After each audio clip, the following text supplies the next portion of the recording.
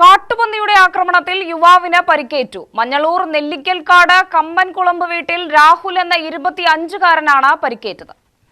കെട്ടിട നിർമ്മാണ തൊഴിലാളിയായ രാഹുൽ വീടിന് സമീപത്തുള്ള കുടുംബാംഗമായ കൃഷ്ണന്റെ വീട്ടിൽ നിന്നും തൊഴിലുപകരണം എടുക്കുന്നതിനു വേണ്ടി ചെന്നപ്പോഴാണ് പന്നിയുടെ ആക്രമണം.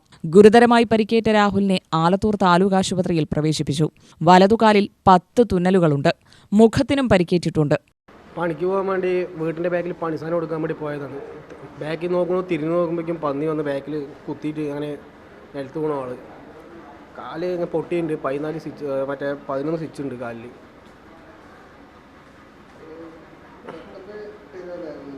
പെട്ടെന്ന് കയറി വന്നതാണ്. ശ്രദ്ധിച്ചില്ല.